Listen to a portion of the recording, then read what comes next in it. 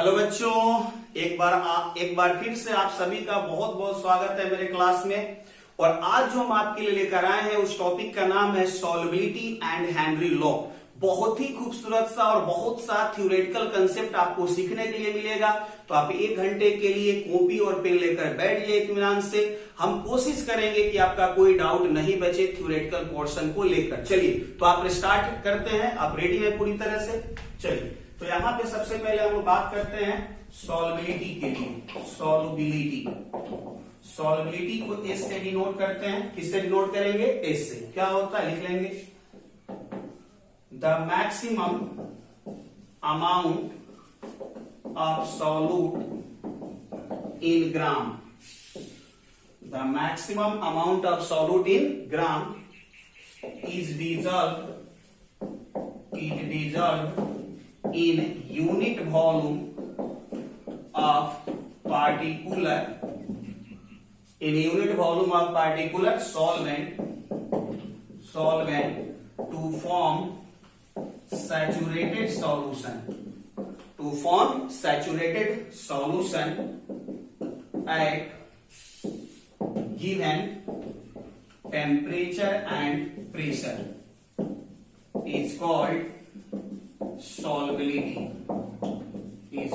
सॉल्वेबिलिटी। चलिए ठीक है, हमारे पास यूनिट वॉल्यूम सॉल्वेंट है, टेम्परेचर और प्रेशर फिक्स है। अब उस यूनिट वॉल्यूम सॉल्वेंट में कितना सॉल्यूट मिलाएं कि वह मेरा सैचुरेटेड सॉल्यूशन बन जाए, उसी को हम लोग क्या कहते हैं बच्चों? सॉल्वेबिलिटी कहते हैं। सैचुरेटेड सॉल्यूशन का मीनिंग क्या है? तो वैसा सॉल्यूशन जिसमें और अधिक सॉल्यूट को डिजॉल्व नहीं किया जा सके। हम इसको डिस्कस पहले भी कर चुके हैं।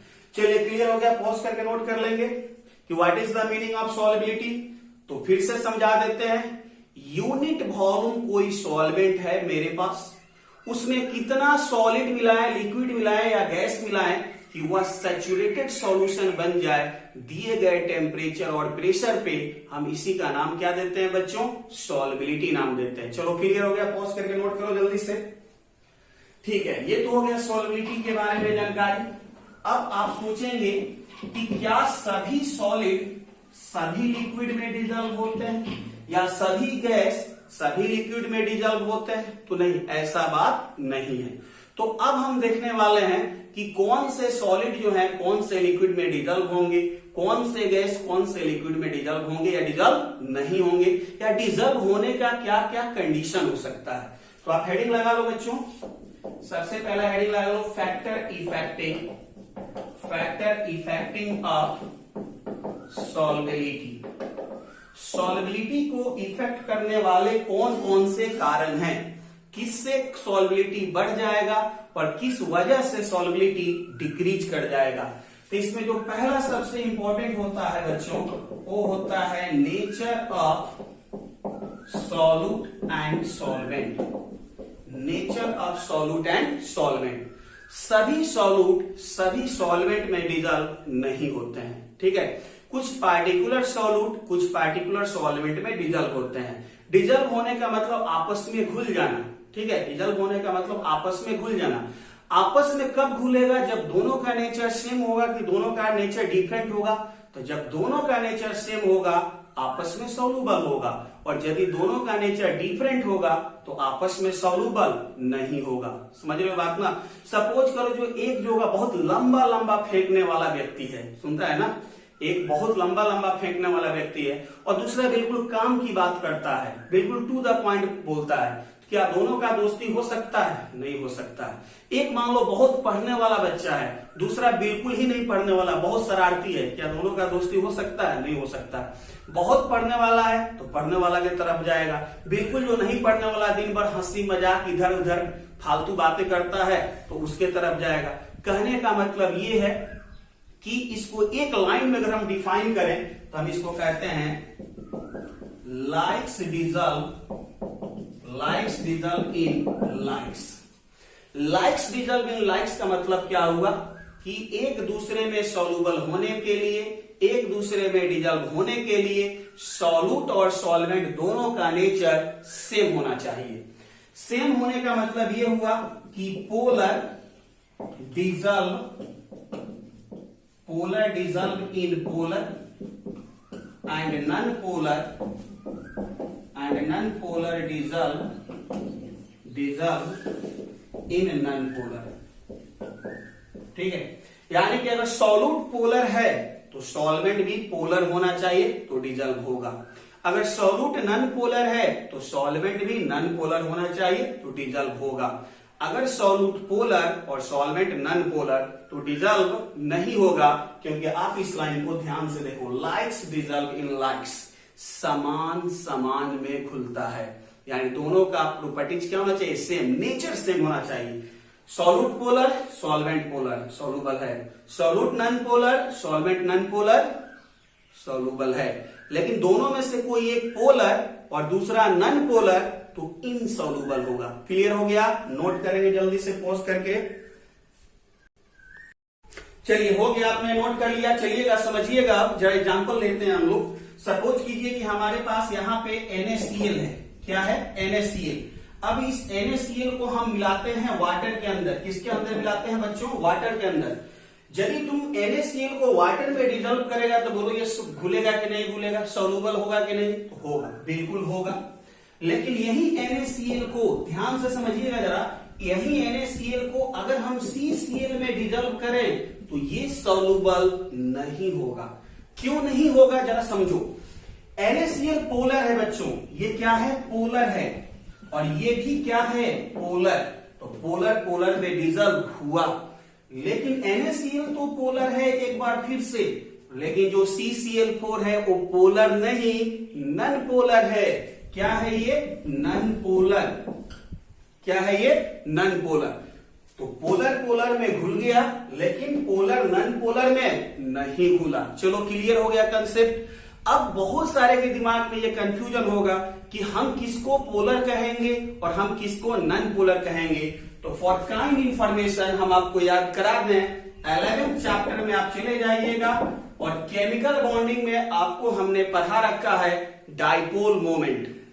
और डाइपोल मोमेंट जब वहां पे हम निकाले होंगे तो पोलर और नॉन पोलर के बारे में काफी डिटेल्स में बताया गया है कि जिसका डाइपोल मोमेंट 0 होगा हम उसे नॉन पोलर कहते हैं, जिसका 0 नहीं होगा हम उसे पोलर कहते हैं। तो आप जाकर वहां पर देख सकते हैं। चलिए, ठीक है, इतना समझ जाने के बाद आगे हम डिस्कस और करते हैं। पहला इफेक्ट आपने समझ लिया कि सॉल्युबिलिटी के लिए पोलर पोलर में जाएगा, नॉन पोलर नॉन पोलर में जाएगा। अब दूसरा इफेक्ट की हम बात करते हैं। This is very very important. Second effect बहुत ज्यादा इंपॉर्टेंट है, क्योंकि बच्चे अक्सर इसमें कांड कर देते हैं। कांड करने का मतलब गलत कर देते हैं।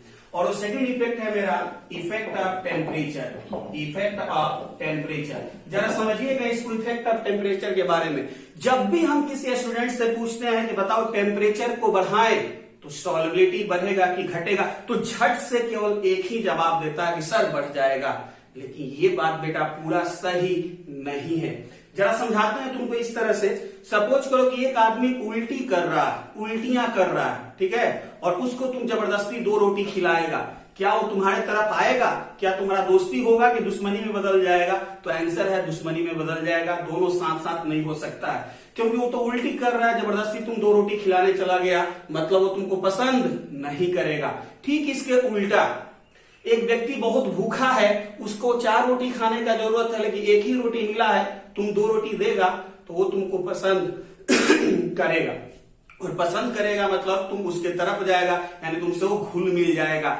टेम्परेचर का भी सेम कंडीशन है, अगर हम टेक्निकली तुम्हें समझाएं तो टेम्परेचर का सेम कंडीशन है। कहने का मतलब ये है कि if process is exothermic, exothermic का मतलब है कि कोई भी रिएक्शन हो रहा है या कोई भी सॉल्यूशन बन रहा है तो हीट रिलीज कर रहा है। हीट रिलीज कर रहा है बच्चों, मतलब डेल्टा H लेस देन 0 है। और इस स्थिति में अगर तुम टेम्परेचर को बढ़ाया तो सॉल्युबिलिटी तुम्हारा घट जाएगा, डिक्रीज कर जाएगा। क्लियर हुआ? और ठीक इसके उल्टा कि if process is endothermic, endothermic यानी डेल्टा H ग्रेटर देन 0, यानी ये हीट ऑब्जर्व कर रहा है उस प्रोसेस को कंप्लीट करने के लिए, तो इस स्थिति में अगर तुम टेम्परेचर को बढ़ाएगा तो सॉल्युबिलिटी तुम्हारा बढ़ जाएगा।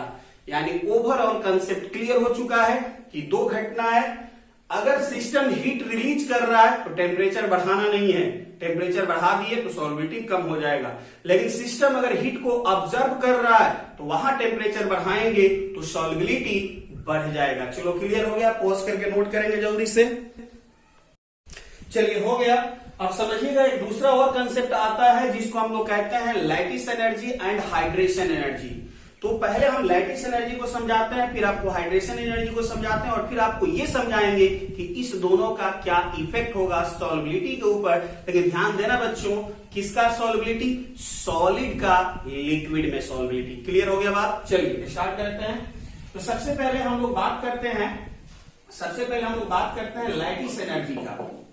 लैटिस एनर्जी का क्या है? लैटिस एनर्जी जरा समझिएगा इसको। तो सपोज कीजिए कि हमारे पास Na प्लस है और दूसरा Cl माइनस है, ठीक है। कहीं पे बहुत दूर Na प्लस है और कहीं बहुत दूर Cl माइनस है, और इस दोनों को अगर हम आपस में जोड़ दें, इस दोनों को एक जगह से Na प्लस को पकड़ के लाए और दूसरी जगह से Cl माइनस को पकड़ के लाए और दोनों को मिला दिए। जैसे ही आप दोनों को मिलाएंगे क्या बना? NaCl बना। अब जब NaCl बनेगा तो कुछ एनर्जी रिलीज करेगा, उस एनर्जी को कहते हैं क्या? Lattice energy. उस एनर्जी का नाम क्या है? Lattice energy. तो डेफिनेशन चाहो लिख सकते हो, अगर नहीं पढ़े हो 11th में तो ध्यान से देखो। The amount of energy is liberated during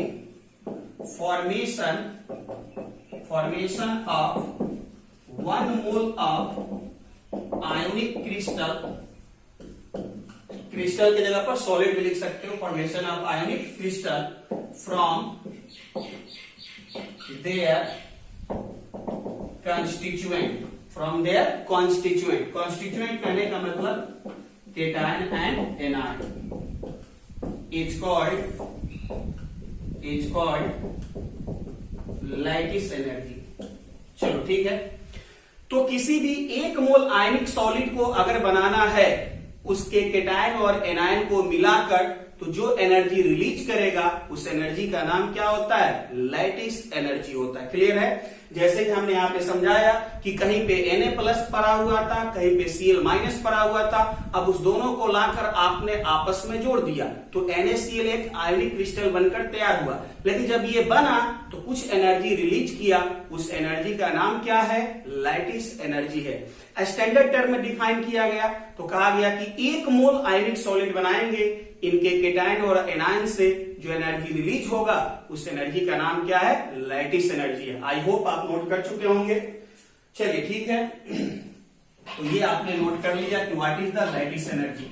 अब चलिए कंजर्वेशन ऑफ एनर्जी आप पढ़ें।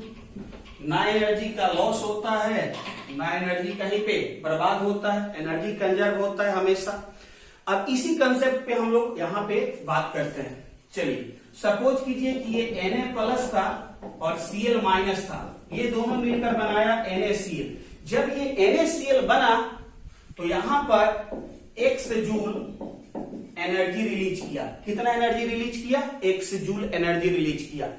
अब हम NaCl को अगर वाटर में डालें, NaCl को वाटर में अगर डालें तो क्या होगा बच्चों, जरा समझना। NaCl को वाटर में डालें तो क्या बनेगा? Na प्लस और Cl माइनस। अब जरा सोचो कि NaCl से ये Na प्लस और Cl माइनस में क्या अपने आप टूट जाएगा? नहीं, कुछ एनर्जी देना पड़ेगा, कुछ एनर्जी देना पड़ेगा। कितना एनर्जी देना पड़ेगा? तो ठीक इसका जितना क्या था? Lattice energy. क्योंकि NaCl बनने में जितना एनर्जी रिलीज किया, ठीक उतना ही एनर्जी उसको चाहिए NaCl को डिसोसिएट करने में, according to conservation of energy. बात समझ रहे हो? Na प्लस और Cl माइनस मिला तो NaCl बना, और जब NaCl बना तो x जूल एनर्जी रिलीज किया। अब हम कह रहे हैं कि फिर से NaCl को तोड़कर Na प्लस और Cl माइनस में बदल दो, तो फिर से NaCl को तोड़ने के लिए कितना चाहिए हमको? x joule. चलो क्लियर हो गया ये बात, इसमें कहीं पे कोई डाउट तो नहीं है। चलो ठीक है। ये तो हो गया लैटिस एनर्जी के बारे में कि जितना उसका लैटिस एनर्जी था उतना ही उसको एनर्जी देना पड़ेगा, तो पुनः वो अपने आयंस में डिसोसिएट हो जाएगा। चलो ठीक है, जल्दी से इसको नोट करना। चलो इसके बाद हम बात करते हैं हाइड्रेशन एनर्जी का। इसके बाद हम बात करते हैं hydration energy. Hydration energy short में इसको HE लिख सकते हैं, हाइड्रेशन एनर्जी। अब देखो, जैसे ही NaCl वाटर में गया, तो NaCl जब वाटर में गया तो किसमें टूट गया? Na प्लस और Cl माइनस में। अब जो Na प्लस और जो Cl माइनस है, ये किससे सराउंडेड हो जाएंगे? वाटर के मॉलिक्यूल से। किससे सराउंडेड हो जाएंगे? वाटर के मॉलिक्यूल से, दोनों के दोनों, Cl माइनस भी और Na प्लस भी। जब Na प्लस और Cl माइनस वाटर के मॉलिक्यूल से सराउंडेड हो जाएंगे, हम इस घटना को कहते हैं हाइड्रेशन। क्या कहते हैं? हाइड्रेशन। जैसे सपोज करो कि तुमने नमक लिया और उसमें थोड़ा सा पानी मिलाया, तो नमक क्या हो जाएगा? गीला हो जाएगा, भीग जाएगा। उसी घटना को एक तरह से हम क्या कहते हैं? हाइड्रेशन कहते हैं। कि जैसे ही आपने NaCl को वाटर में मिलाया, वो Na प्लस और Cl माइनस में टूटा। अब Na प्लस किससे चारों तरफ से घिरे हुए हैं? वाटर के मॉलिक्यूल से। Cl माइनस किससे घिरा हुआ है? वाटर के मॉलिक्यूल से। इस घटना को हम कहते हैं हाइड्रेशन। और इस घटना में जब हो रहा है, जब हाइड्रेशन हो रहा है, उस समय कुछ एनर्जी रिलीज होता है। उस समय कुछ एनर्जी रिलीज होता है। उस एनर्जी का नाम क्या है? Hydration energy. क्लियर हुआ? तो हाइड्रेशन एनर्जी के लिए क्या लिख सकते हैं? The amount of energy releases during hydration is called hydration energy. Is called hydration energy. तो हाइड्रेशन एनर्जी क्या है? कि जब हाइड्रेशन हो रहा है, यानी कि जब सॉल्ट आपका भीग रहा है वाटर में, उस समय जो एनर्जी रिलीज हो रहा है, हम उसका नाम क्या देंगे? Hydration energy. चलो ठीक है। तो लैटिस एनर्जी क्या है और हाइड्रेशन एनर्जी क्या है, आपने समझ लिया। अब इसके बाद क्या होगा? इसका यूज क्या है सॉल्युबिलिटी में? चलिए, इसका यूज क्या है सॉल्युबिलिटी में, आइए आपको समझाते हैं। तो हमारे पास सपोज कीजिए कि 3 केस बनेगा। केस फर्स्ट, अगर हाइड्रेशन एनर्जी ज्यादा है लैटिस एनर्जी से, तो इस स्थिति में बच्चों सॉल्युबिलिटी होगा। इस स्थिति में सॉलिड लिक्विड में घुल जाएगा। क्यों? क्योंकि मान लो कि उसको, जैसे मान लो कि हाइड्रेशन एनर्जी जो होगा, सपोज करो कि 40 जूल है। समझना बात को ध्यान से। हाइड्रेशन एनर्जी 40 जूल है और जो मेरा लैटिस एनर्जी है सपोज करो वो 10 जूल है। ठीक है। तो कहने का मतलब ये हुआ कि हाइड्रेशन एनर्जी, अब इसके अंदर जो होगा वाटर, इसके अंदर जो होगा NaCl पड़ा हुआ है। अब NaCl पड़ा हुआ है, तो NaCl कब घुलेगा इसमें? जब वो Na प्लस और Cl माइनस में टूट जाएगा। Na प्लस और Cl माइनस में टूट जाएगा। और उसके टूटने के लिए कितना एनर्जी चाहिए? तो जितना उसका लैटिस एनर्जी था। और उसका लैटिस एनर्जी कितना था बच्चों? 10 जूल। कितना था? 10 जूल। यानी कि यदि NaCl को 10 जूल एनर्जी मिल जाए तो टूट जाएगा Na प्लस और Cl माइनस में, और वो सॉल्युबल होने के लिए रेडी है। जबकि ये जो सॉल्यूशन है, उसी को तो, जो सॉल्यूशन एनर्जी रिलीज कर रहा है, हम उसी को तो हाइड्रेशन एनर्जी कहते हैं। वो कितना रिलीज कर रहा है? 40 जूल। यानी कि ये सॉल्यूशन दे कितना रहा है? 40 जूल। और टूटने के लिए कितना चाहिए? 10 जूल। इसका मतलब क्या हुआ कि जितना इसको आयंस में टूटने के लिए एनर्जी चाहिए, उससे ज्यादा एनर्जी मिल रहा है। यानी आसानी से ये डिसोसिएट हो जाएगा, आसानी से ये सॉल्युबल हो जाएगा। क्लियर हो गया बात? चलो ठीक है। तो पहला कंडीशन ये हुआ कि हाइड्रेशन एनर्जी अगर ज्यादा है लैटिस एनर्जी से, तब आपका सॉल्युबिलिटी ऑकर्स। स्पेलिंग पर थोड़ा सा अपना कंट्रोल रखिएगा, क्योंकि हम जो होंगे बिल्कुल भावनाओं में बहे रहते हैं जब हम पढ़ाते हैं उस वक्त। ठीक है ना? तो मेरा दिमाग स्पेलिंग पर नहीं जाता है, बस समझाने पे जाता है। तो आप अगर कहीं स्पेलिंग मिस्टेक हो तो करेक्शन करते रहिएगा, या इवन कहीं कैलकुलेशन मिस्टेक हो तो उसका करेक्शन आप करते रहिएगा। चलिए ठीक है। केस 2, केस 2, अगर मान लीजिए कि हाइड्रेशन एनर्जी, समझिएगा जरा ध्यान से, हाइड्रेशन एनर्जी इस बार कम है लैटिस एनर्जी से। हाइड्रेशन एनर्जी कम है किससे?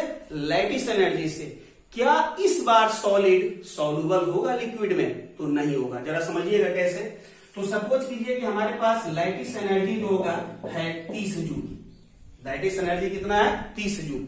और जो हाइड्रेशन एनर्जी है, जो हाइड्रेशन एनर्जी है वो सपोज कीजिए वो है 20 जूल। अब इसके अंदर जो होगा, मान लेते हैं कोई हमारे पास एक सॉल्ट है AB। क्या है? Salt AB। अब ये सॉल्ट जब हाइड्रेटेड हुआ, यानी कि सॉल्ट जब वाटर में गया तो कितना एनर्जी रिलीज कर रहा है? तो कितना रिलीज कर रहा है? 20 जूल। कितना रिलीज करेगा? 20 जूल। लेकिन जो ये सॉल्ट AB है, इसको तोड़ने के लिए चाहिए कितना? 30 जूल। समझ रहे हो बात? सॉल्ट जब वाटर में गया तो कितना रिलीज कर रहा है? 20 जूल। लेकिन सॉल्ट को तोड़ने के लिए केटायन और एनायन में चाहिए कितना? 30 जूल। इसका मतलब हुआ कि जो एनर्जी सॉल्यूशन से रिलीज हो रहा है, हाइड्रेशन से रिलीज हो रहा है, उस एनर्जी से सॉल्ट आयन में डिसोसिएट नहीं होगा। और जब तक सॉल्ट आयन में डिसोसिएट नहीं होगा वो सॉल्ट सॉल्युबल नहीं होगा। यानी कि इस केस में सॉल्युबिलिटी नहीं होगा। तो तुम क्या लिख लेगा? Solubility not occurs. Solubility not occurs. चलो दोनों केस जल्दी से पॉज करके नोट करो। चलो हो गया होगा। अब हम बात करेंगे केस थर्ड का। बात करने वाले हैं केस थर्ड का। चलिए जरा देखिएगा केस थर्ड क्या है। तो केस थर्ड ये हो सकता है कि जो हाइड्रेशन एनर्जी है वो इक्वल हो जाए लैटिस एनर्जी के। इस केस में क्या होगा? यानी कि हमारे पास सपोज करो कि कोई यहां पर सॉल्ट है AB। अब इस सॉल्ट को जैसे हमने वाटर में डाला तो हाइड्रेशन हुआ, क्योंकि सॉल्ट को जब वाटर में डालते हैं तो सॉल्ट भीगा। सॉल्ट जो भीगा उसी को कहते हैं हाइड्रेशन। और उस हाइड्रेशन के दौरान जो एनर्जी रिलीज होता है उस एनर्जी का नाम होता है हाइड्रेशन एनर्जी। तो सॉल्ट हमने वाटर में टुबुक करके डाला, यहां से कुछ एनर्जी रिलीज हुआ। अब यहां से एनर्जी रिलीज हुआ मान लेते हैं 10 जूल। और ये जो सॉल्ट हमने डाला ये हाइड्रेशन एनर्जी है मान लो। और ये सॉल्ट जो हमने डाला, इस सॉल्ट को आयन में तोड़ने के लिए जो एनर्जी चाहिए वो भी है 10 जूल। यानी कि हमारे लिए जो लैटिस एनर्जी है वो भी क्या है? 10 जूल। क्या होगा? इस बार सॉल्युबल होगा या इनसॉल्युबल होगा? जरा सोचिएगा और सोचकर अपने से आंसर रेडी रखिएगा। क्या रेडी है आंसर आपका? तो इस बार सॉल्युबल होगा बच्चों, लेकिन लो टेम्परेचर पर नहीं, हाई टेम्परेचर पर। क्योंकि जब हम कुछ टेम्परेचर बढ़ाएंगे तो टेम्परेचर बढ़ाएंगे मतलब बाहर से कुछ ना कुछ एनर्जी देंगे। और जब हम बाहर से एनर्जी देंगे तो इसको तोड़ने के लिए चाहिए था कितना? 10 जूल। और मिल रहा है 10 जूल।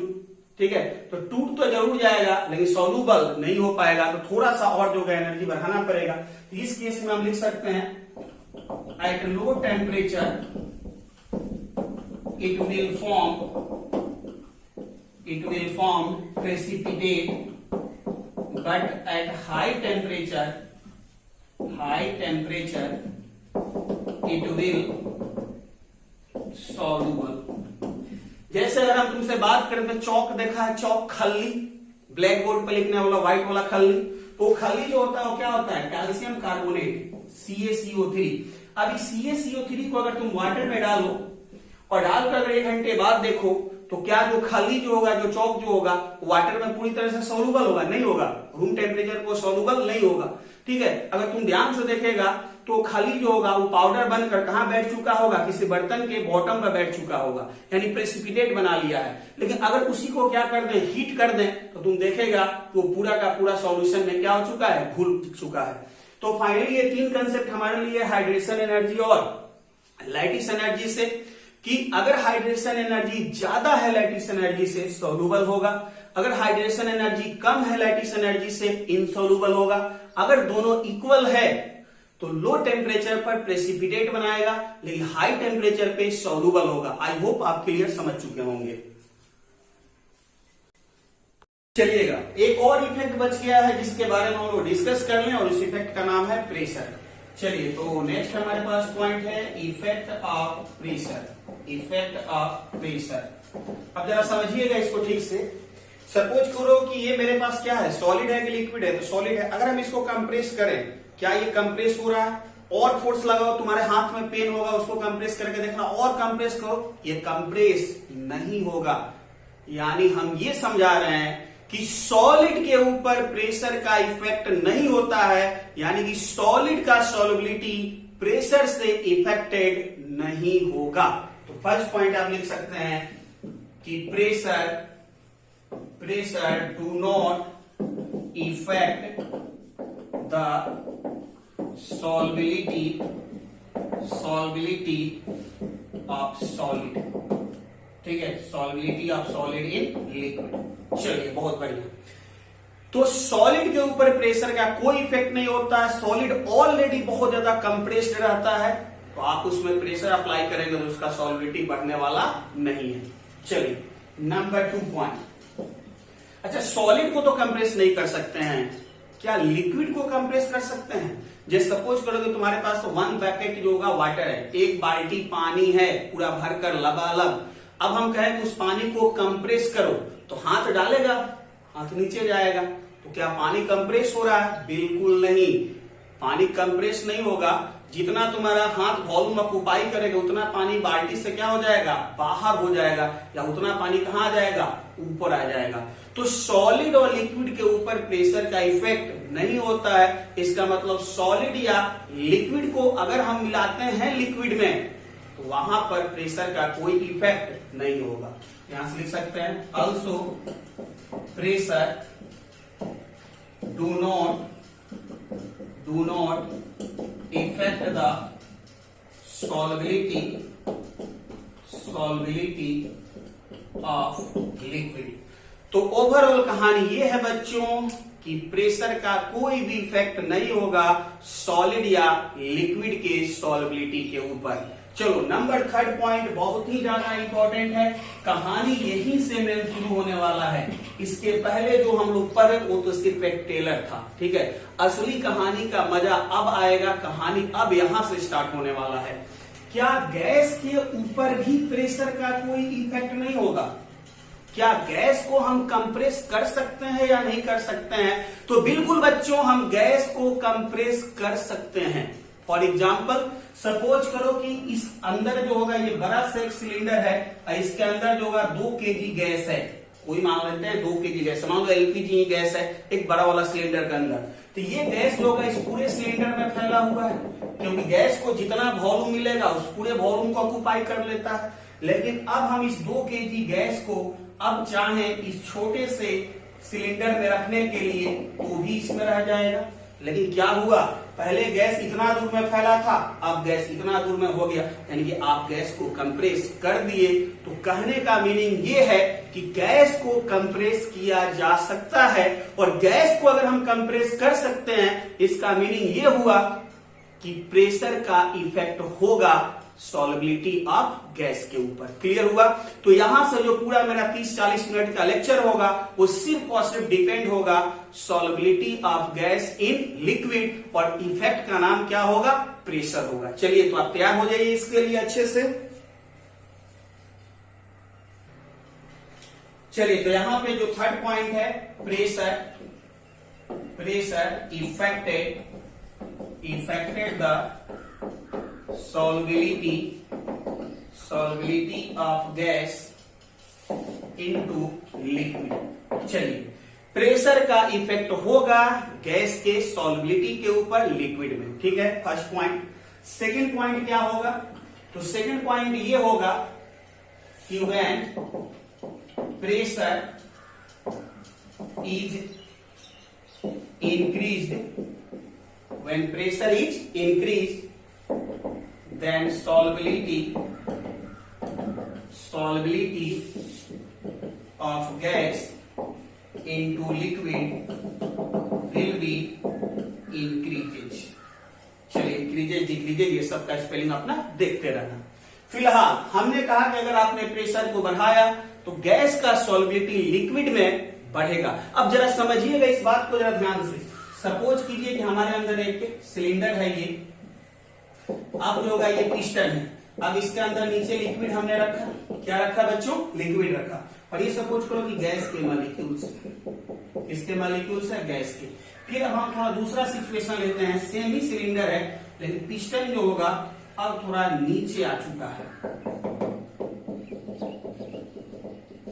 यानी कि अब जो होगा थोड़ा सा गैस के मॉलिक्यूल थोड़ा सा ज्यादा अब नीचे है। और थर्ड सिचुएशन है, जरा समझिएगा ध्यान से, ध्यान इधर उधर नहीं रखना है, ध्यान यहीं पर रखना है बेटा।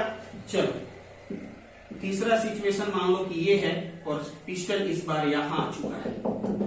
अब ये मेरे लिए लिक्विड है और ये जो होगा बीच बीच में सारे गैस के मॉलिक्यूल्स हैं। सपोज करो कि यहाँ पर प्रेशर जो हमने लगाया वो 2 atm है, यहाँ जो प्रेशर हमने लगाया वो 4 atm है, और यहाँ सपोज करो जो प्रेशर हमने लगाया वो 6 atm है। अब देखो हो क्या रहा है, यहां पर प्रेशर कम है तो गैस मॉलिक्यूल्स हमेशा क्या करेंगे? एक्सपेंड करने का कोशिश करेंगे। एक्सपेंड करने का मतलब पिस्टन को ऊपर की तरफ पुश करेंगे, बाहर निकलने का कोशिश करेंगे। और ऊपर से जो हम प्रेशर लगा रहे हैं, मेरा काम क्या है कि गैस मॉलिक्यूल्स कहां जाए? नीचे की तरफ जाए। तो यहां प्रेशर कम था तो बहुत कम गैस मॉलिक्यूल्स थे जो लिक्विड से टकरा रहे थे। जब हमने और प्रेशर बढ़ाया तो गैस मॉलिक्यूल्स और नीचे गए और पहले से ज्यादा टकराने लगे लिक्विड मॉलिक्यूल्स से। फिर हमने थर्ड केस में और ज्यादा प्रेशर बढ़ाया तो और ज्यादा जो गैस के मॉलिक्यूल्स हैं वो लिक्विड से टकराने लगेंगे। और जरा सोचो कि जितना अधिक गैस के मॉलिक्यूल्स कोलाइड करेंगे लिक्विड मॉलिक्यूल से उतना ज्यादा वो सॉल्युबल होंगे कि इनसॉल्युबल होंगे? तो जवाब है सॉल्युबल होंगे। फॉर एग्जाम्पल ट्रेन वगैरह में तुम टी बैग देखा होगा, ट्रेन में देखा है ना, चाय बेचने वाला जो आता है तो कप में एक चाय दे देता है और इस तरह से झोला लटका हुआ दे देता है। तुम जितना बार उसमें डालता है, जितना अधिक से अधिक उस झोला को टकराता है उस टी बैग को, तो चाय क्या होता है? उतना उसका कलर बदलते जाता है, चाय पत्ती उतना उसमें क्या होते जाता है? सॉल्युबल होते जाता है। तो सेम कहानी यहां भी है कि जितना अधिक गैस के मॉलिक्यूल्स लिक्विड मॉलिक्यूल से टकराएंगे, कोलाइड करेंगे, सॉल्युबिलिटी उतना ज्यादा होगा। और गैस मॉलिक्यूल्स कब ज्यादा से ज्यादा टकराएंगे? तो जब वो ज्यादा से ज्यादा कंप्रेस होंगे।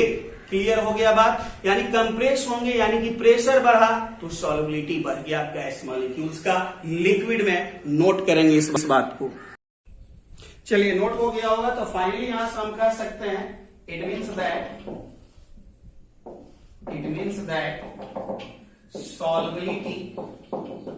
solubility of gas into liquid is directly proportional to the partial pressure of gas at liquid surface.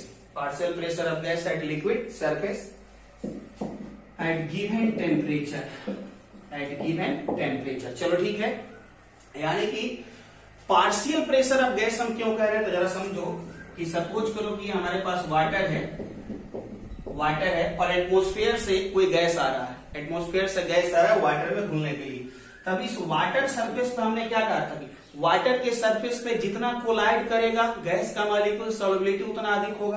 तो सपोज करो कि यहाँ जो होगा CO2 भी आना चाह रहा है, इसमें जो होगा N2 भी आना चाह रहा है और इसमें जो होगा O2 भी आना चाह रहा होगा। अब इन सभी का मिलाकर जो प्रेशर होगा वो कितना होगा? 1 atm होगा, क्योंकि एटमॉस्फेरिक प्रेशर हमेशा कितना होता है? 1 atm होता है। तो पूरा ओवरऑल सभी गैसों के मिक्सचर का जो प्रेशर हो कितना है? 1 atm। अब उस 1 atm में नाइट्रोजन का कुछ अलग प्रेशर होगा, ऑक्सीजन का कुछ अलग प्रेशर होगा, कार्बन डाइऑक्साइड का कुछ अलग प्रेशर होगा, इसलिए हमने वर्ड यूज किया पार्शियल प्रेशर, यानी उसका अपना प्रेशर कितना है। तो कहने का मतलब ये। अच्छा दूसरे तरीके से अगर समझो तो अगर हम पूछें कि चलो ठीक है रूम टेम्परेचर पे 25 डिग्री सेल्सियस पर यहाँ पे ये वाटर है, अब वाटर में जितना क्या CO2 घुलेगा उतना ही नाइट्रोजन भी घुलेगा, उतना ही ऑक्सीजन भी घुलेगा। तो जवाब क्या होगा? नहीं, ऐसा बात नहीं है। ठीक है, क्योंकि CO2 कुछ अलग अमाउंट डिजल्व होगा, N2 कुछ अलग अमाउंट डिजल्व होगा, O2 कुछ अलग अमाउंट डिजल्व होगा। और ऐसा क्यों हुआ बच्चों? क्योंकि सभी गैस का अपना अपना प्रेशर क्या है? डिफरेंट है। चलो ये क्लियर हो गया बात। अब यहां से आगे बढ़ने वाले हैं हम लोग। अच्छा सॉल्युबिलिटी का मीनिंग क्या है? तो सॉल्युबिलिटी सॉल्युबिलिटी को तो हम एस से डिनोट करते हैं, लेकिन इसका मतलब ये समझना ग्राम पर लीटर, क्या समझना, मोल पर लीटर। और एक और बहुत ही ज्यादा इंपॉर्टेंट टर्म होगा मोल फ्रैक्शन, जो हम आगे पढ़ेंगे, लेकिन तत्काल ये समझो ग्राम पर लीटर का मतलब क्या हुआ, यानी कि कितना ग्राम इसमें CO2 घुला 1 लीटर में, या कितना ग्राम नाइट्रोजन घुला, या कितना ग्राम CO2 घुला, या कितना मोल नाइट्रोजन घुला, या कितना मोल ऑक्सीजन घुला, या हाइड्रोजन घुला। ठीक है, सॉल्युबिलिटी का मतलब क्या है, कितना ग्राम घुल जाए, कितना ग्राम घुल जाए। चलो ठीक है, इसको नोट कर लेना। ये यूनिट भी हो सकता है सॉल्युबिलिटी का, ग्राम पर लीटर या मोल पर लीटर। हाँ, इसको हम दूसरे तरीके से भी समझा सकते हैं। मान लो कि कोई कहता है कि 10 ग्राम O2 जो होगा सॉल्युबल है, समझना इसको ध्यान से, 10 ग्राम O2 सॉल्युबल है। तो अगर O2 10 ग्राम सॉल्युबल है तो हम ये भी तो कह सकते हैं, कि 10/32 मोल O2 सॉल्युबल है। कोई दिक्कत है क्या? और O2 सॉल्युबल है, और हम यहां से अगर कहें इसी बात को, थोड़ा सा बड़ा इंपॉर्टेंट है ये, अगर हम कहें कि सम मोल फ्रैक्शन, क्या है मोल फ्रैक्शन नहीं पता है, आगे निकालेंगे, some mole fraction O2 is dissolve, तो ये भी कहना गलत नहीं होगा, क्योंकि सॉल्युबिलिटी का मतलब कितना अमाउंट डिजॉल्व हुआ। तो मान लेते हैं कि कुछ ग्राम डिजॉल्व हुआ, तो यानी मास पता है तो मोल पता है, और मोल पता है तो मोल फ्रैक्शन भी पता है। यानी सॉल्युबिलिटी का मतलब कि कितना ग्राम डिजॉल्व हुआ, या कितना मोल डिजॉल्व हुआ, या कितना मोल फ्रैक्शन डिजॉल्व हुआ। चलो क्लियर हो गया होगा ये। अब इसके बाद सॉल्युबिलिटी के बारे में आप समझ चुके हैं, तो यहां से हम लिख सकते हैं कि सॉल्युबिलिटी डायरेक्टली प्रोपोर्शनल है किसके, पार्शियल प्रेशर के। हालांकि बहुत सारे बुक में सिर्फ प्रेशर लिखेगा, लेकिन प्रेशर से बेहतर होगा कि आप आदत डाल लें पार्शियल प्रेशर लिखने के लिए। ठीक है, अब सॉल्युबिलिटी की जगह पर हमने क्या क्या समझाया था, तो हेनरी लॉ के पहले 2 टर्म आप यूज कर सकते हैं, मोल यूज कर सकते हैं या मास यूज कर सकते हैं। यानी M डायरेक्टली प्रोपोर्शनल P, तो M इक्वल टू KP, या इसी को लिख सकते हैं मोल डायरेक्टली प्रोपोर्शनल P, तो मोल इक्वल टू क्या लिख सकते हैं, KP। P यहां पर क्या होगा, partial pressure of gas on liquid surface, उस लिक्विड के ऊपर जिसके अंदर गैस डिजॉल्व हो रहा है वहां पर कितना प्रेशर अप्लाई कर रहा है। चलो ठीक है, इसको भी नोट कर लिया होगा आपने। अब हम बात करेंगे यहां से बच्चों हेनरी लॉ का, यहां से बात करेंगे हेनरी लॉ का। हेनरी ने थोड़ा सा स्टेटमेंट को चेंज किया, और हेनरी ने कहा कि जो आपका मोल फ्रैक्शन है, हम ये लिख रहे हैं कि जो मोल फ्रैक्शन है, मोल फ्रैक्शन का मतलब एक तरह से क्या, सॉल्युबिलिटी। समझना इस बात को, मोल फ्रैक्शन का मतलब क्या है, कितना मोल डिजॉल्व हुआ है, कितना ग्राम डिजॉल्व हुआ। तो मोल फ्रैक्शन यानी कि जो सॉल्युबिलिटी है वो डायरेक्टली प्रोपोर्शनल है किसके, पार्शियल प्रेशर के। किसके डायरेक्टली प्रोपोर्शनल है, पार्शियल प्रेशर के। अब इसको थोड़ा सा उल्टा करके हम लिखें तो क्या लिख सकते हैं, हम ये कह रहे हैं कि सॉल्युबिलिटी बढ़ेगा कब, जब प्रेशर बढ़ेगा। तो हम ये भी तो कह सकते हैं कि जितना ज्यादा प्रेशर होगा उतना ज्यादा उसमें डिजॉल्व होगा। तो बस लिख दो यहां से कि जो पार्शियल प्रेशर है वो डायरेक्टली प्रोपोर्शनल है किसके, मोल फ्रैक्शन के। ठीक है, यानी कि यहां से हम लिख सकते हैं PA डायरेक्टली प्रोपोर्शनल x से नहीं, हालांकि इसको जीटा है पढ़ना, और यहां से PA इक्वल टू हम लिख सकते हैं KH इंटू XA। ये जो आपका स्टेटमेंट है, ये जो मैथमेटिकल डेरिवेशन है, ये हेनरी के अनुसार हुआ। तो हेनरी ने क्या कहा जरा समझिएगा, यहां पे लिख देते हैं शॉर्ट में हेनरी का लॉ क्या है। अकॉर्डिंग टू हेनरी साइंटिस्ट है, आप भी कुछ डिस्कवर करेंगे तो आपके नाम से चिंटुआ, मिंटुआ, पिंटुआ कुछ भी हो सकता है। चलिए, तो अकॉर्डिंग टू हेनरी लॉ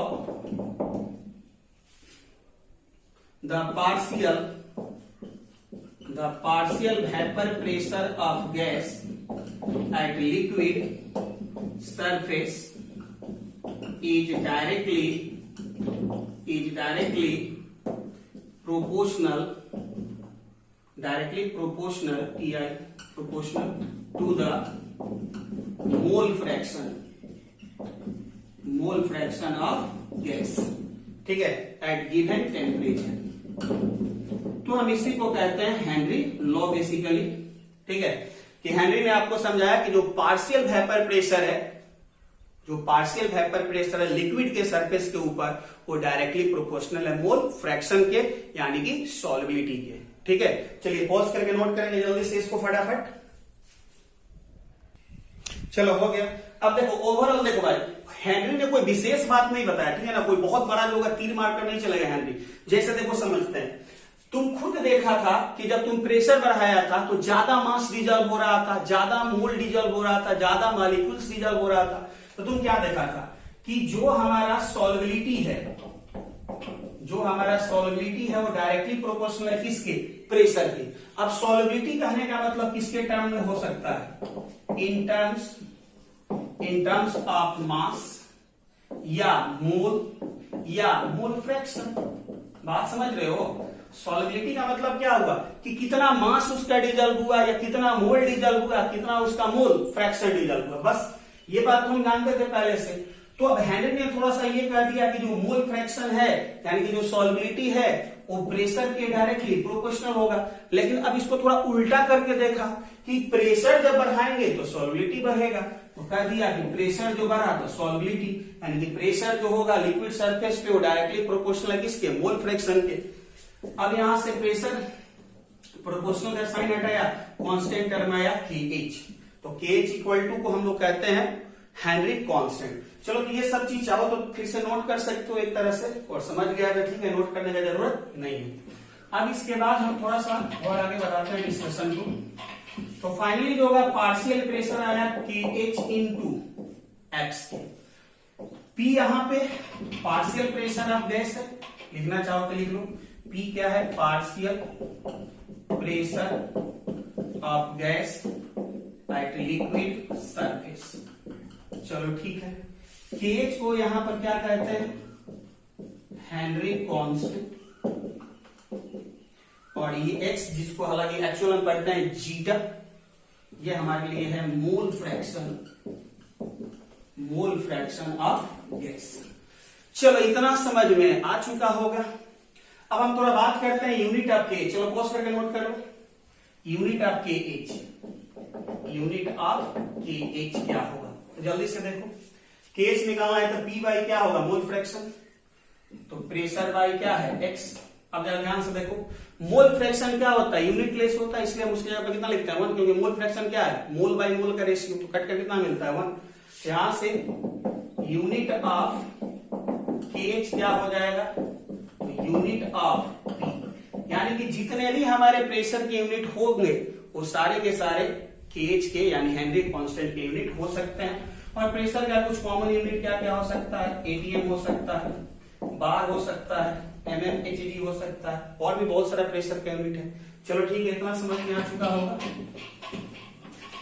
अब इसके बाद KH जो होता है बच्चों, KH जो होता है it's depend upon nature of solute and solvent. सिर्फ सॉल्यूट नहीं, सॉल्वेंट के नेचर के ऊपर भी डिपेंड करेगा। जैसे मान लो कि सपोज करो कि हमारे पास ये नाइट्रोजन गैस है। अब नाइट्रोजन को एक बार हम मिला रहे हैं वाटर में और दूसरा मिला रहे हैं मान लो CCl4 में। अब दोनों जगह क्या है, सॉल्वेंट डिफरेंट है, और सॉल्वेंट अगर डिफरेंट है तो क्या नाइट्रोजन का सॉल्युबिलिटी सेम होगा, नहीं होगा ना। नाइट्रोजन वाटर में कुछ अलग कंटेंट में घुलेगा, CCl4 में कुछ अलग कंटेंट में घुलेगा, तो सॉल्युबिलिटी दोनों जगह डिफरेंट है नाइट्रोजन का, तो KH का वैल्यू भी कहीं ना कहीं थोड़ा बहुत क्या होगा, इफेक्टेड होगा। तो आप ध्यान रखना कि KH जो होगा किसके ऊपर डिपेंड करेगा, nature of solute and solvent. चलो ठीक है। अब एक बड़ा ही खूबसूरत सा क्वेश्चन यहां से आता है कि जो KH का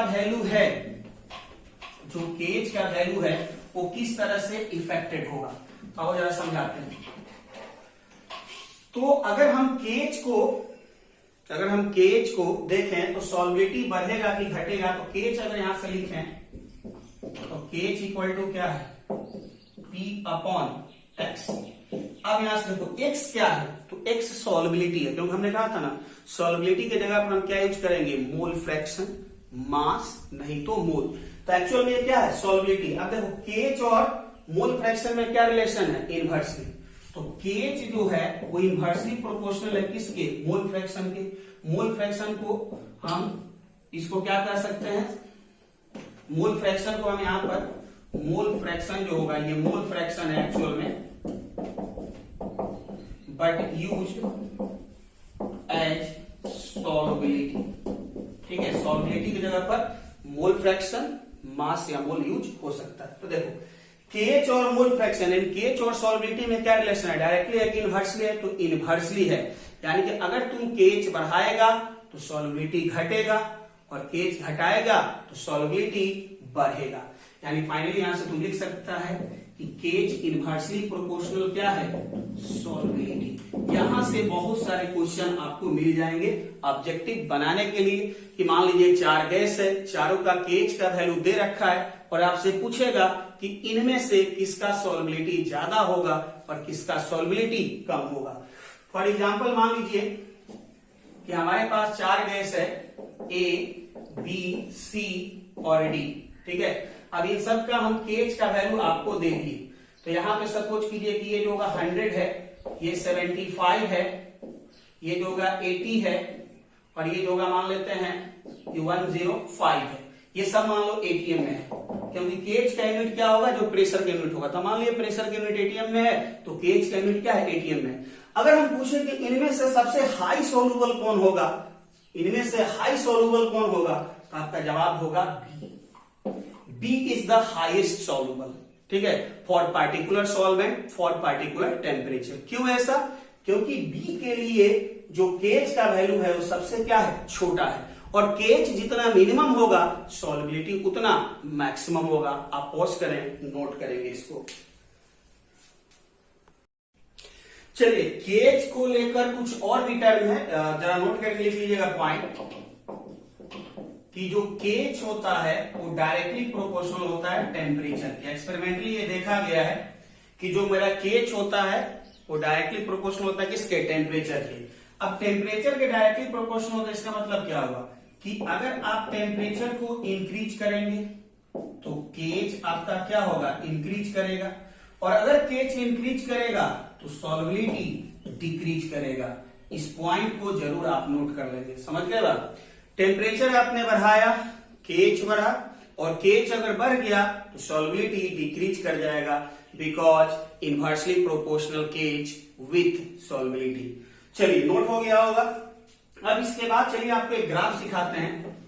तो आपको क्या मिला है जरा देखिएगा अभी तक। तो अभी तक आपको मिला है कि जो आपका प्रेशर है, यानी कि जो पार्शियल प्रेशर है, पार्शियल वेपर प्रेशर एक्चुअल में पार्शियल प्रेशर, वो डायरेक्टली प्रोपोर्शनल होता है KH इंटू मोल फ्रैक्शन के। अब इसको हम थोड़ा कंपेयर कर लेते हैं y equal to mx plus c से। किससे कंपेयर कर लेते हैं, y equal to mx plus c। तो mx जगह पे तो है, लेकिन c की जगह पर कुछ नहीं है, क्या मान लीजिए 0। अब यहाँ पर देखिएगा ग्राफ खींच लेते हैं, बहुत ही छोटा सा आसान सा ग्राफ है।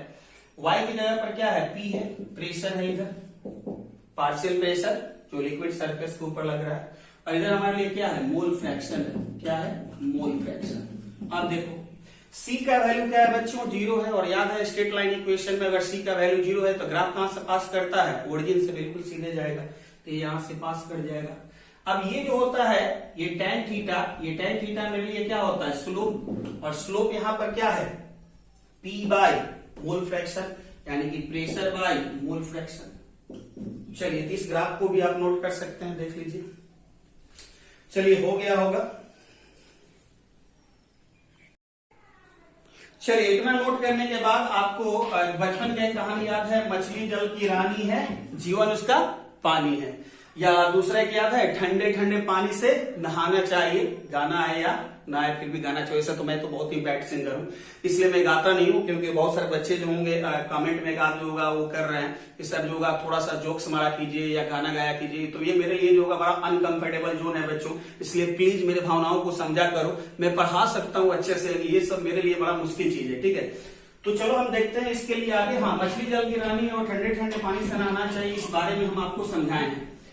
मछली जो होता है, मछली यानी कहने का मतलब जितने भी एक्वाटिक जो आपके एनिमल हैं, यानी कि जो पानी के अंदर जितने भी जीव जंतु हैं, वो ठंडे में ज्यादा कंफर्टेबल होते हैं as compare to hot water, या एक तरह से कह सकते हैं वार्म वाटर।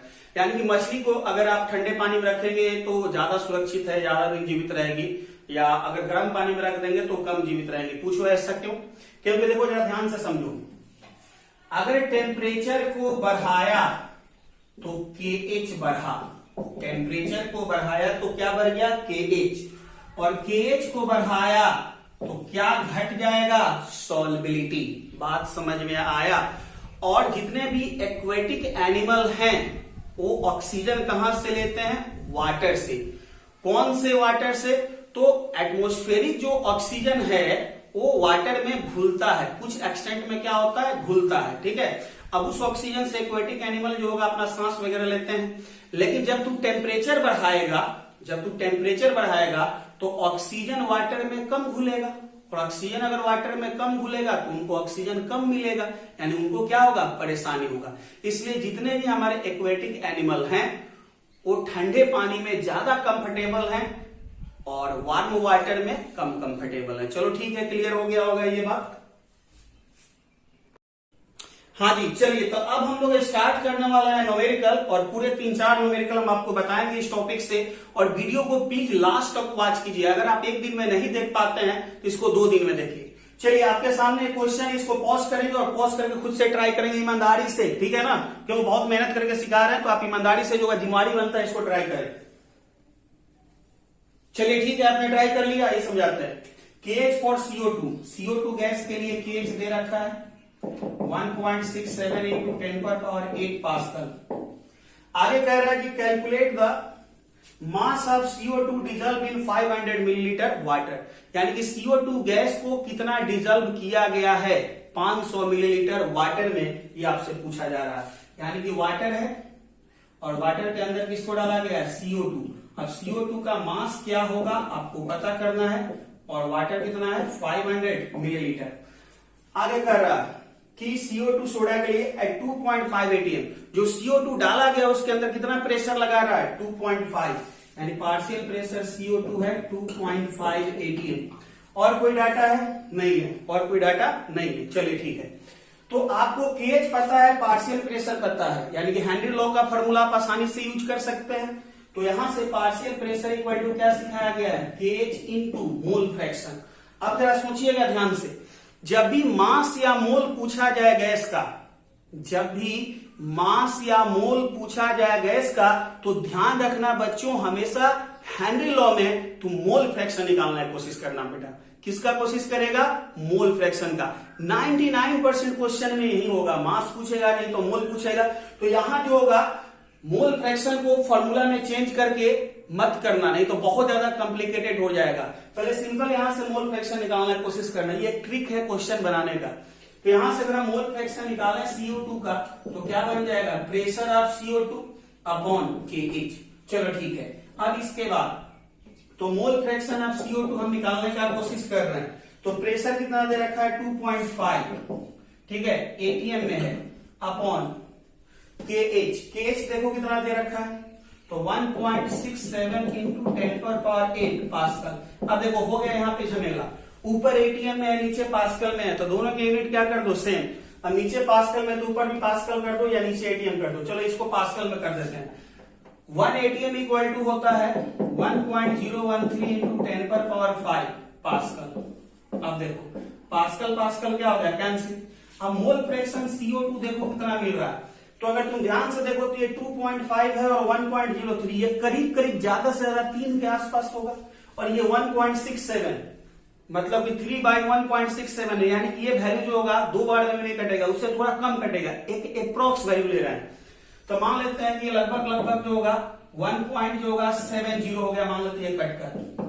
और यहां पर देखो 10⁸ है, ऊपर जाएगा 5, तो 10⁻ क्या हुआ? -3। अब ध्यान से देखो बच्चों, 10⁻³ के टर्म में आ रहा है मोल फ्रैक्शन, और जब भी मोल फ्रैक्शन 10⁻², 10 पर पावर -3 -4 के टर्म में आए, तो ये मान लो कि जो मेरा मोल ऑफ सॉल्यूट है वो बहुत बहुत छोटा है। फिर से रिपीट करते हैं, बहुत टेक्निकल बात है। अगर मेरा मोल फ्रैक्शन गैस का 10 पर पावर -2 -3 -4 के टर्म में आ रहा है, तो ये मान लो कि जो मेरा मोल है सॉल्यूट का, यानी कि जो गैस का, वो बहुत बहुत छोटा है comparison to mole of liquid, comparison to mole of solvent. तो यहां से अगर तुम लिखो, मोल तो लिख दिया, तो यहां से लिखे तो mole of CO2 upon mole of CO2 plus mole of H2O। इसके जगह लिख सकते हैं ना, क्योंकि सॉल्यूशन में दो चीज है, इक्वल टू 1.70 इंटू 10 पर पावर -3। अब जरा ध्यान से देखो, हमने क्या कहा था कि ये मोल फ्रैक्शन बहुत छोटा है, यानी सॉल्यूट का मोल यानी कि CO2 का मोल बहुत छोटा है, और बहुत छोटा है तो इसमें ऐड करो वाटर में या नहीं करो कोई फर्क पड़ने वाला बात नहीं है। यहां से लिख सकता है मोल CO2 अपॉन मोल सीधे लिखो H2O इक्वल टू 1.70 इंटू 10 पर पावर -3। अब यहां से मोल CO2 लिखेगा मोल H2O इंटू 1.70 इंटू 10 पर पावर -3। लेकिन क्वेश्चन अभी भी नहीं बना है, क्योंकि अभी भी तुम्हें मोल ऑफ H2O पता नहीं है। अब मोल ऑफ H2O क्या होगा, तो मोल ऑफ H2O होगा मास बाई मोलर मास, जो कितना होगा 18। अब जरा सोचो, क्या H2O का मास दे रखा है क्वेश्चन में, तो H2O का मास नहीं वॉल्यूम दे रखा है, और हमें चाहिए क्या H2O का मास। क्या H2O का मास निकल सकता है, बिल्कुल निकल सकता है। H2O का मास कैसे निकलेगा, तो वॉल्यूम इनटू डेंसिटी कर दो, क्योंकि इस सॉल्यूशन में हम क्या मानकर चल रहे हैं, CO2 का अमाउंट बहुत क्या है, कम है, यानी एक तरह से केवल क्या है वाटर, और केवल वाटर अगर मानकर चलें तो वाटर का जो डेंसिटी होता है वो होता है 1 ग्राम पर millilitre. What is the density of water, 1 ग्राम पर millilitre almost.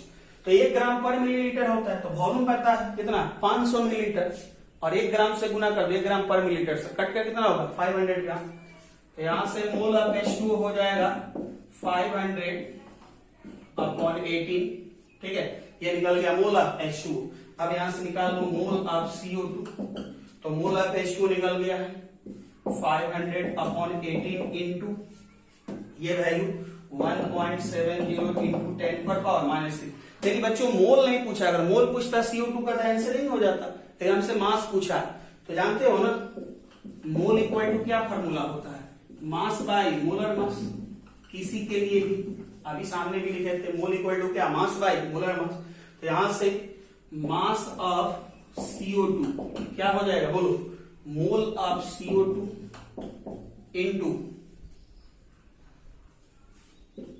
Into molar mass किसका, CO2 का। अब मोल ऑफ CO2 देखो निकल चुका है, कितना निकल चुका है 500 बाई 18 इंटू 1.70 इंटू 10 पर पावर -3, और मोलर मास CO2 1232 कितना 44। सॉल्व करेगा तो अप्रॉक्स आपका आंसर आ जाएगा किसमें, ग्राम में। नोट करेंगे पॉज करके जल्दी से, हो गया होगा।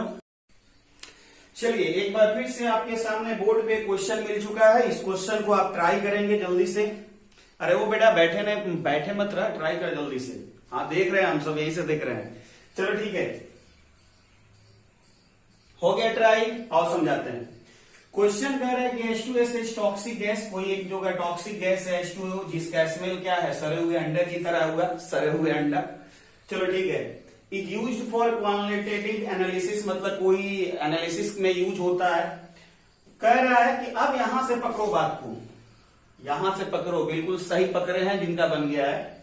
तो if the solubility of H2S in water at STP is 0.195 m, क्या कह रहा है जरा ध्यान दीजिएगा यहां पे, solubility of H2S at STP equal to 0.195 m, ये क्वेश्चन का पहला मेन डाटा है। सेकंड क्या कह रहा है, कैलकुलेट द हेनरी कांस्टेंट। तब भाई साहब आपको हेनरी कांस्टेंट केज को निकाल लेना है। चलिए बहुत बढ़िया। अब हेनरी कांस्टेंट अगर हमसे पूछ रहा है बच्चों, अगर हमसे हेनरी कांस्टेंट पूछ रहा है बच्चों, तो सीधी सी बात है कि हेनरी का जो इक्वेशन है उसका यूज होगा। और हेनरी का इक्वेशन क्या है जरा देखिएगा यहां से, तो हेनरी का इक्वेशन है partial pressure of gas equal to K H into mole fraction of gas. हमें निकालना क्या है भाई, के एच निकालना है। के एच निकालने के लिए हमें दो वैल्यू चाहिए, एक तो चाहिए पार्शियल प्रेशर और दूसरा चाहिए मोल फ्रैक्शन ऑफ गैस। अब इस दोनों में से हमें पार्शियल प्रेशर पता है। क्या पता है, पार्शियल प्रेशर, क्योंकि कह रहे हैं कौन सा कंडीशन, एसटीपी। और याद करो कि एसटीपी पे प्रेशर कितना होता है 1 atm और टेम्परेचर कितना होता है 273 केल्विन। तो यहां हमें टेम्परेचर का जरूरत तो नहीं है लेकिन प्रेशर का जरूरत है। तो जो एसटीपी कहा उसका मीनिंग हुआ कि प्रेशर कितना 1 atm। कहीं भी क्वेश्चन में अगर कहता है कि एट एसटीपी तो प्रेशर 1 atm और टेम्परेचर 273 केल्विन। क्लियर। तो कहने का मीनिंग ये हुआ कि प्रेशर ऑफ गैस हमें पता है 1 atm। चलिए, तो एक चीज तो मिल गया। अब अगर मोल फ्रैक्शन ऑफ गैस निकल जाए तो केएच का वैल्यू निकल जाएगा। मोल फ्रैक्शन ऑफ गैस नहीं दे रखा है लेकिन कह रहा है कि कितना सॉल्युबल हो रहा है। सॉल्युबिलिटी का मतलब होता है कि कितना अमाउंट सॉल्युबल हुआ वाटर में, सॉल्वेंट में। तो कितना हो रहा है 0.15 m। अब जरा समझना इस बात को कि अगर हम कहते हैं कि 0.195 m H2S है, इससे क्या समझ रहे हो जरा बताना हमें भी, चुपके से नहीं, हमें भी बताना। तो इसका मीनिंग क्या हुआ कि 0.195 मोल H2S पर केजी वाटर है, क्योंकि एक्वस सॉल्यूशन कह रहा है। क्योंकि मोलैलिटी के बारे में याद करो कि हम सिखाए थे, कहीं पे लिखा है 2m, तो तुम क्या समझना कि 2 मोल सॉल्यूट है 1 kg सॉल्वेंट में। कहीं पे लिखा है 5m, क्या समझना 5 मोल सॉल्यूट है 1 kg सॉल्वेंट में। चलो क्लियर हो गया बात। तो वही से हम यहाँ पे लिख दिए, यानी कि अब यहां से हमें मोल ऑफ H2S पता है 0.195 और मोल ऑफ वाटर भी पता है, नहीं पता है, वाटर पर केजी यानी 1 kg वाटर है। तो मोल निकाल लो। वाटर का मास 1 kg मतलब 1000 ग्राम अपॉन मोलर मास 18, इसको डिवाइड करेगा 55.55 आएगा। चलो ठीक है, सॉल्यूशन में दो ही चीज है ना, वाटर और H2S, और दोनों का मोल निकल गया, मोल से मोल फ्रैक्शन निकल जाएगा। तो यहां से अब तुम निकाल सकता है मोल फ्रैक्शन H2S क्या हो जाएगा बताओ। तो मोल फ्रैक्शन H2S क्या हो जाएगा, mole of H2S upon mole of H2S plus water. तो H2S का मोल है 0.195 अपॉन 0.195 प्लस 55.55। अब देखो यहां पर एक तरह से देखो तो ये बहुत छोटा अमाउंट है इसके कंपेरिजन में, तो मन करे तो इसको इग्नोर कर सकते हो, मन करे तो नहीं करो। लेकिन इसको इस 55.55 में इसको ऐड करेगा या नहीं करेगा कोई विशेष फर्क पड़ने वाला बात नहीं है। तो मान लेते हैं कि हम ऐड नहीं करते हैं, तो 0.195 55.55 को लगभग मान लो 55.55। चलो ठीक है। अब यहां से फाइनली तुम्हारा निकल गया मोल फ्रैक्शन ऑफ H2S 195 बाई 55.55। चलो मोल फ्रैक्शन निकल गया, प्रेशर तुम्हें पता है, तो क्या निकल जाएगा बच्चों, KH। तो यहां से देखो, अगर यहां से अगर हम KH लिखे इस फॉर्मूला से, देख रहे हो ना, ये वाला फॉर्मूला का यूज कर रहे हैं, तो KH इक्वल टू क्या हो जाएगा, partial pressure H2S, partial pressure H2S upon mole fraction H2S। Partial pressure H2S कितना है 1 atm, और atm के जगह पर तुम यूज कर सकता है 0.987 बार, 0.987 अपॉन मोल फ्रैक्शन 0.195 अपॉन 55.55। ये निकल गया तुम्हारा केज का वैल्यू। किसमें आएगा, बार में। अगर तुम यहाँ पे 1 atm पुट करता तो केज का वैल्यू किसमें आता, atm में आता। 1 atm इक्वल टू, याद रखना कहीं पे साइड में लिख देते हैं यही पे, 1 atm इक्वल टू कितना होता है 0.987 बार। चलो पॉज करो और पॉज करके नोट करो। चलो बच्चों, क्वेश्चन नंबर 2 आपके लिए तैयार है, बिल्कुल हमने परोस दिया है। नाश्ता करो, इसका इंतजार किस लिए कर रहा है। चलो ठीक है, अच्छे से च्यूं करके जो नाश्ता कर लिया ना, अब बताते हैं। ठीक है, Henry law constant for the molarity of methane in benzene at 298 kelvin is इतना। ये किसका वैल्यू है बच्चों? हेनरी लॉ कांस्टेंट है, यानी कि KH है। कितना है? 4.27 into 10⁵ mmHg millimetre Hg। Calculate the solubility of methane in benzene. आपको निकालना क्या है? सॉल्युबिलिटी ऑफ मीथेन यानी कि CH4 इन बेंजीन यानी कि C6H6 क्या होगा? एट 298 केल्विन टेम्परेचर सेम रखा गया है, अंडर 760 mmHg प्रेशर, यानी कि मीथेन को बेंजीन में डाला जा रहा है, लेकिन जब मीथेन जा रहा है बेंजीन में तो मीथेन कितना प्रेशर लगा रहा है बेंजीन के सरफेस पे? इतना 760 mmHg। तो यहां से प्रेशर ऑफ मीथेन कितना है? 760 mmHg। चलो ठीक है। अब देखो यहां पे सबसे इंटरेस्टिंग बात यह है कि जब सॉल्युबिलिटी पूछता है क्वेश्चन में तो बच्चे एस ढूंढते हैं। किसको ढूंढते हैं? एस को। मोको कहां ढूंढ रहा बंदा? लेकिन सॉल्युबिलिटी का मतलब एस नहीं होगा न्यूमेरिकल बनाने के दौरान। जब हम सॉल्युबिलिटी आपसे पूछ रहे हैं तो हम या तो आपसे मास कैलकुलेट करने के लिए कह रहे हैं, या मोल कैलकुलेट करने के लिए कह रहे हैं, या मोल फ्रैक्शन कैलकुलेट करने के लिए बोल रहे हैं। बात समझ रहे हो? जब भी क्वेश्चन पूछ रहा है सॉल्युबिलिटी निकालो तो या तो मास, या तो मोल, या तो मोल फ्रैक्शन।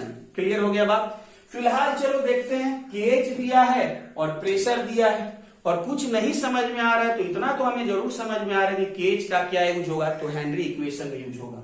अब क्या होता है, जब हेनरी इक्वेशन देखिएगा तो अगर हम CH4 गैस को डिजॉल्व कर रहे हैं तो उसके लिए अगर हेनरी इक्वेशन लिखे तो क्या लिखेंगे? Partial pressure of CH4 KH into mole fraction of CH4। बताओ कोई दिक्कत है क्या? पार्शियल प्रेशर ऑफ CH4 दे रखा है 760 mmHg। KH आपको दे रखा है 4.27 into 10⁵।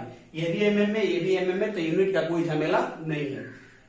Into mole fraction of CH4। अब यहां से देखो मोल फ्रैक्शन ऑफ CH4 निकल गया क्या?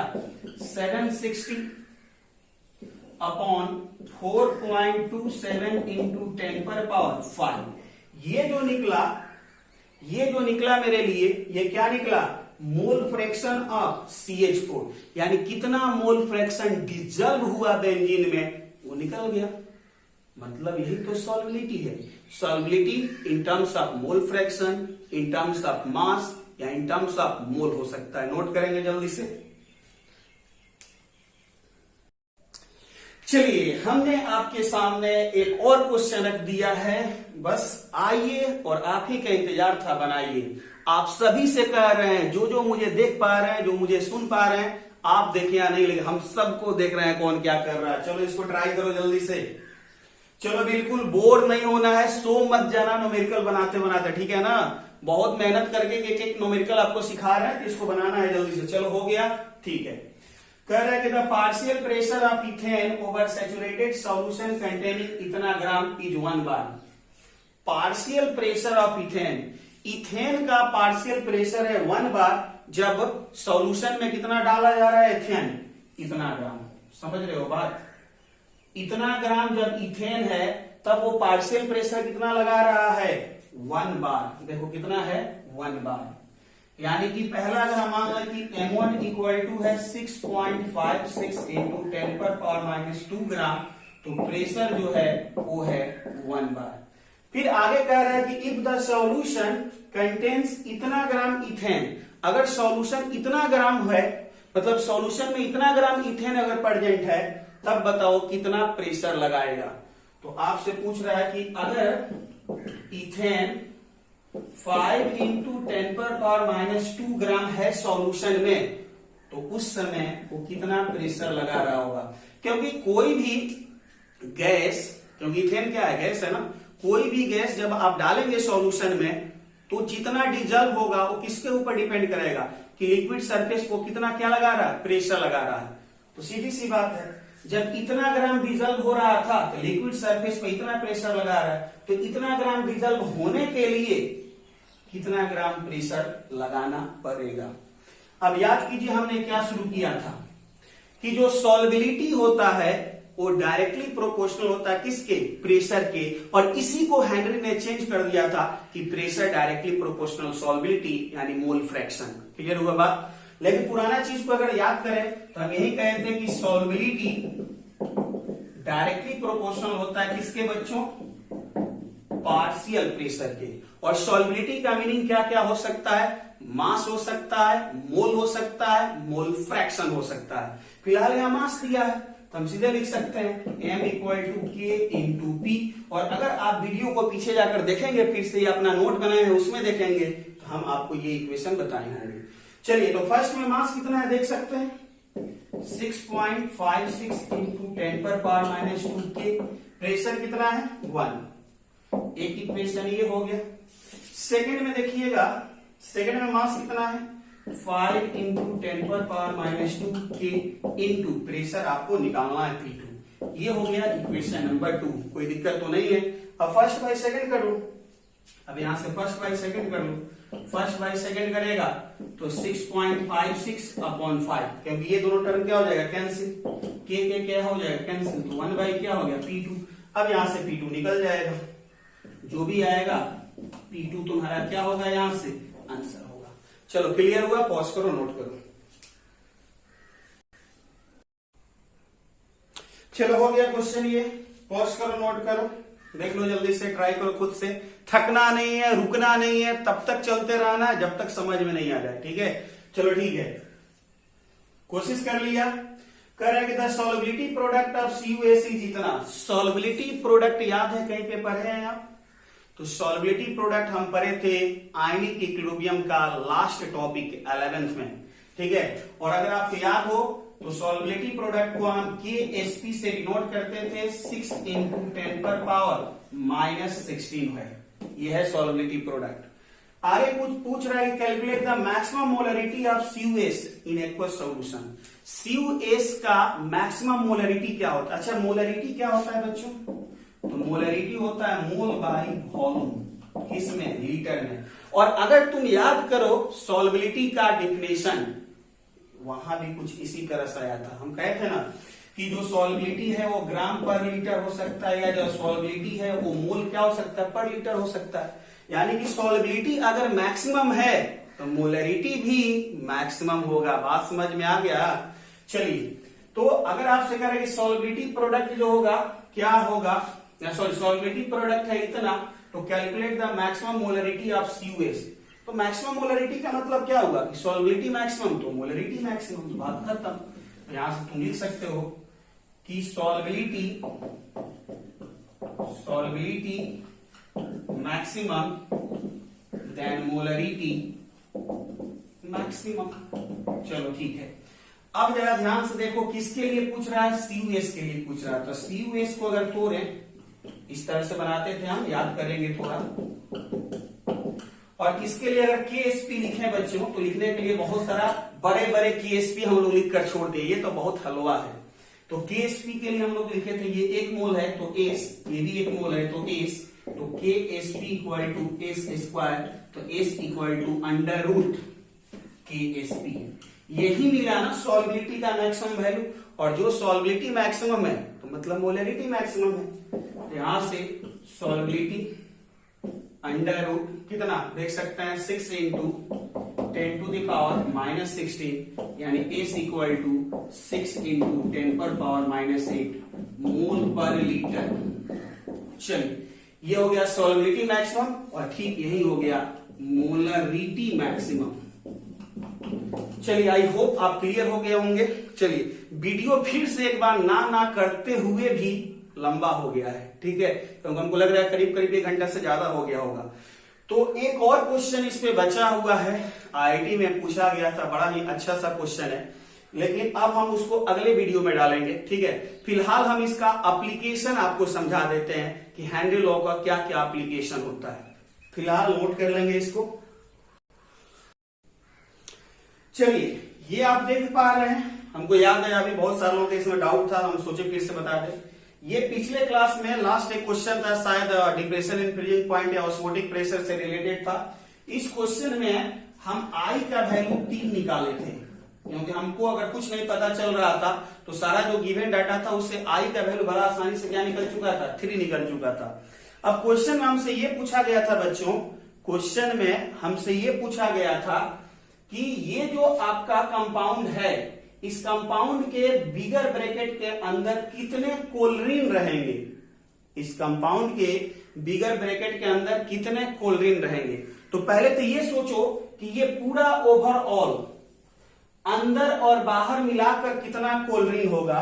तो अंदर और बाहर मिलाकर जो टोटल कोलरीन होगा उसका संख्या 3 होगा। उसका संख्या 3 इसलिए होगा कि क्वेश्चन में अगर ध्यान से देखें तो वहां पर लिखा था कोबाल्ट थर्ड, और कोबाल्ट थर्ड का मतलब हुआ कि इस पूरे कंपाउंड का जो ऑक्सीडेशन स्टेट है वो 3 है। कोऑर्डिनेशन कंपाउंड जब आप पढ़ेंगे तो ये सारा बातें आपके लिए क्लियर होगा। तो इस पूरे कंपाउंड का ऑक्सीडेशन स्टेट आप ही सोचो कि 3 कब होगा। तो देखो इसका निकालना है तो इसके लिए हम ए मान लेते हैं, कोलरीन का यहाँ पे है तो कोलरीन का भी नहीं पुट करते हैं। देखो इसका तो 0 होता है ना, इसका क्या होता है, 0 होता है। अगर आप कॉम्प्लेक्स कंपाउंड में कोऑर्डिनेट ये ऑक्सीडेशन स्टेट अगर आप देखेंगे तो यहाँ पे NH3 का हमने बता रखा है कि वो क्या होता है, 0 होता है कॉम्प्लेक्स कंपाउंड में ऑक्सीडेशन स्टेट। तो यही दोनों मिलकर जो होंगे क्या देंगे, 3 देंगे। इसका मतलब ये होगा कि एक कोलरीन -1 देता है तो 3 कोलरीन मिलकर क्या देगा, -3। तो फाइनली यहां से A इक्वल टू क्या आएगा, +3। तो पहली बात तो ये क्लियर हुआ कि इस पूरे कंपाउंड में यानी कि यहां से यहां तक कितना कोलरीन है, 3, क्योंकि इसका पूरा कंपाउंड का ऑक्सीडेशन स्टेट आ रहा है +3। तो 3 कोलरीन होगा तो -3 होगा, तब जाएगा इधर तक कितना मिलेगा, +3, क्योंकि इसके वजह से कुछ ऑक्सीडेशन स्टेट मिलने वाला नहीं है। अब सवाल ये है कि इस बिगर वाले ब्रैकेट के अंदर कितना कोलरीन होगा। तो वाइंटर फैक्टर I 3 है, यानी कि अगर हम इसको डिसोसिएट करें तो I का वैल्यू हमें क्या मिलना चाहिए, 3 मिलना चाहिए। अब जरा सोचिए इसको लिखने का क्या तरीका हो सकता है। तो पहला तरीका ये हो सकता है CO Cl3 NH3, हमको नहीं पता ये क्या है, और बाहर हमने एक भी नहीं रखा कोलरीन, ठीक है। दूसरा तरीका CO Cl2 NH3 जेड और बाहर एक कोलरीन रखा। और थर्ड तरीका हो सकता है CO Cl NH3 जेड और बाहर हमने रख दिया 2 कोलरीन Cl2।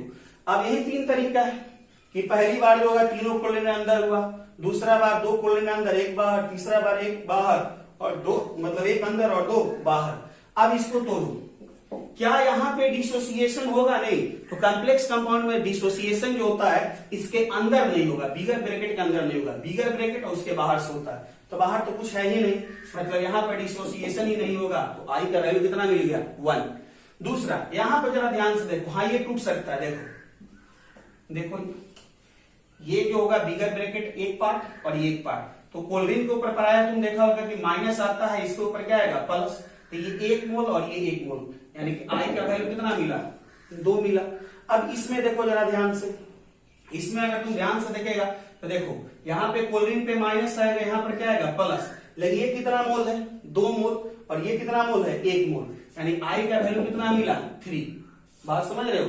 तो कहने का मतलब ये हुआ कि ये सेटिस्फाइड किया कि आई का वैल्यू कितना मिला, 3। और आई जब 3 मिल रहा है तो देखो इस बिगर ब्रैकेट के अंदर कितने कोलरीन हैं, तो केवल एक ही कोलरीन है, इसलिए मेरा आंसर हुआ कि केवल एक कोलरीन होगा बिगर ब्रैकेट के अंदर, जिसको हम कोऑर्डिनेशन स्फीयर कहते हैं। चलो ठीक है। चलो अब ये जो होगा कुछ एप्लीकेशन है हेनरी लॉ का, जो बोर्ड वगैरह एग्जाम में पूछ लेता है। तो आप इसको जो होगा पहले जो होगा पॉज करके नोट कर लेंगे, और फिर उसके बाद वीडियो को पॉज खत्म करके फिर देखिएगा, हम समझा देते हैं। तो पहले आप नोट कर लेंगे पॉज करके। चलिए हो गया, इतना समय काफी है पॉज करके नोट करने के लिए, आप अपना नोट कर लिए होंगे। कह रहा है फर्स्ट में solubility of CO2 in carbonated drinks. Carbonated drinks खासकर जैसे सोडा, ठंडा, कोल्ड ड्रिंक्स सुनते हैं बहुत सारा, गर्मी का मौसम है कोल्ड ड्रिंक्स मिल जाए, चलो ठीक है। तो कोल्ड ड्रिंक्स जब तुम खोलता है कैप, तो जैसे ही कैप खोलता है तो क्या होता है, उसमें से बाहर मतलब बाहर की तरफ क्या निकलता है, गैस की तरफ निकलता है कि नहीं निकलता है, एकदम बिल्कुल जो होगा बुलबुला निकलता है गैस का।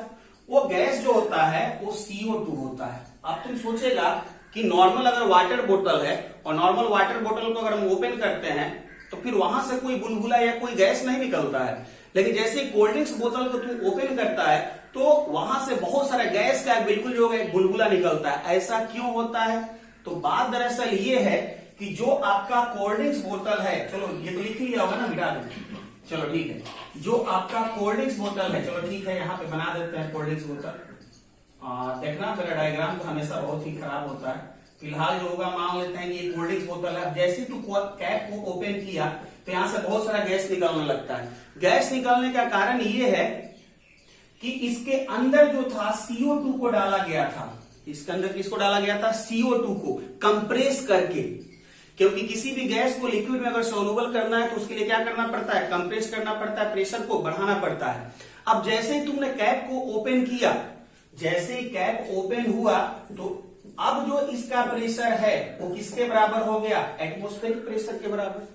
यानी कि पहले हो सकता था कि 5 atm पे इसको पैक किया गया था, कैप जैसे ही ओपन किया तो अब तो प्रेशर जो है कैप ओपन हो गया था, किसके बराबर हो गया? एटमॉस्फेरिक प्रेशर के बराबर। और जब प्रेशर एटमॉस्फेरिक प्रेशर के बराबर हुआ तो पहले से प्रेशर क्या हुआ? फॉल हुआ।